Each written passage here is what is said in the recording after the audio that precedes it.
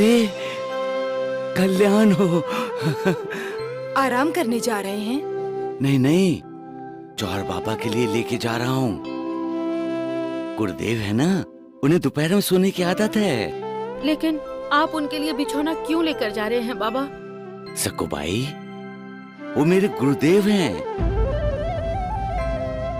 गुरु की सेवा करके पुण्य कमा रहा हूँ, कमा लेने दो।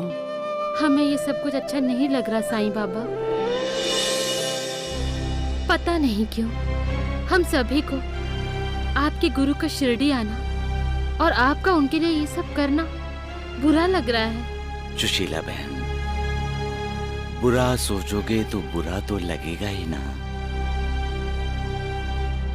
मालिक ने इस दुनिया में कुछ भी बुरा नहीं बनाया है, सब अच्छा ही अच्छा बनाया है। हम अपनी सोच से बुरा बना लेते हैं। अरे साईं, कहाँ रह गया तू? ऐसे ही जमीन पे सो जाऊं मैं? आ रहा हूं गुरुदेव, मैं जाता हूं। हाँ, कल्याण हो तुम्हारा। हाँ, हाँ।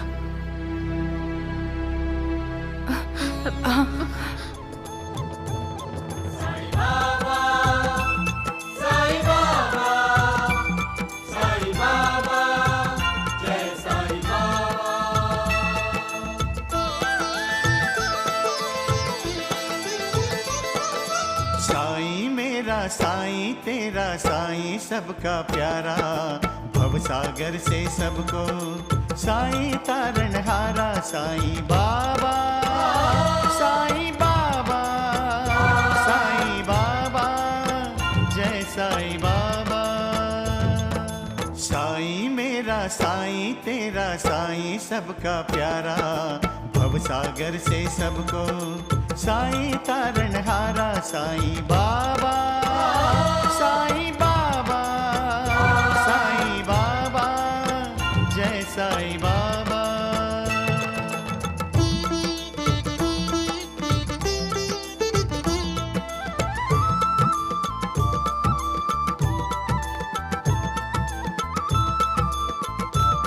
अरे सुन, जीवन के अंधेरे। अरे तू भी तो सुबह से भूखा होगा। जा रसोई में जाकर देख, कुछ बचा होगा तो खा लेना। जा। जी गुरुदेव। सुन, 1 घंटे के बाद मुझे जगा देना। जी गुरुदेव। जा।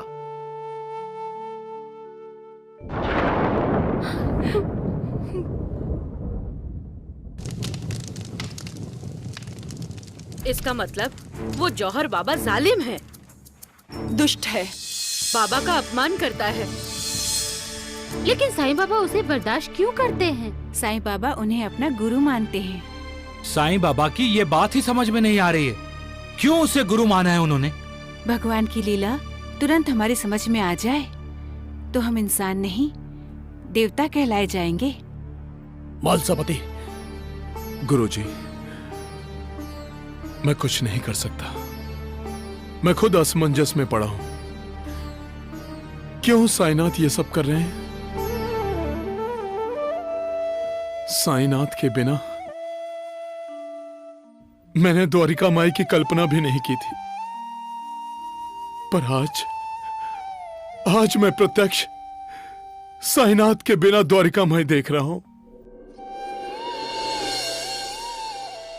ये जो कुछ भी हो रहा है, इससे साईनाथ हमें क्या शिक्षा देना चाहते हैं, यही सोच सोचकर मैं थक गया हूं।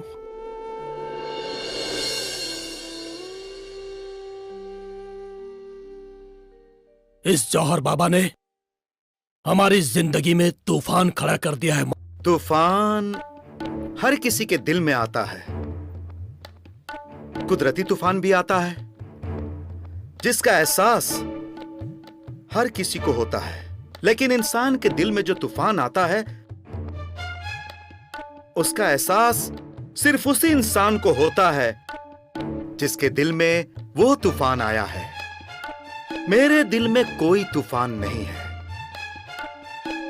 लेकिन मेरे पास खड़े मुझे पंखा कर रहे साईं बाबा के दिल में जरूर तूफान हो सकता है।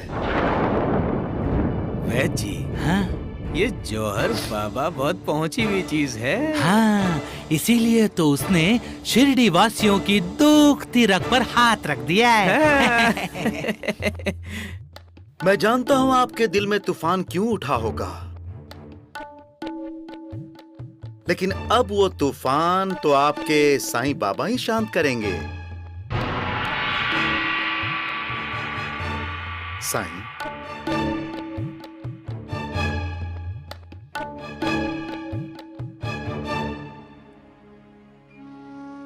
तूफान और इंसान का गहरा रिश्ता है। जो इंसान महत्वाकांक्षी होता है, उसके दिल में तूफान ने घर कर लिया होता है। उसके पास इतना पैसा है, मेरे पास क्यों नहीं? मैं उससे ज्यादा अमीर कब बनूंगा? आज मैं उसके सामने झुक रहा हूं, वो मेरे सामने कब झुकेगा? ये सब तूफान की कई किस्में हैं। हर कोई चाहता है कि वो नाम वाला हो, हर कोई उसे नाम से ही पुकारे, इतना मशहूर हो वो, ये भी तो एक तूफान ही है। जो महत्वाकांक्षा के तूफान में घिर जाता है, क्या वो कुछ कर पाता है? सोना, चांदी, हीरे, जवाहरात, प्रतिष्ठा, सोने के पिंजरे में जब इंसान महत्वाकांक्षा और अहंकार के तालों में बंद होता है, तब मालिक उससे दूर चला जाता है। तब इंसान अपने आप को भगवान समझने लगता है, मालिक, ईश्वर, अल्लाह समझने लगता है।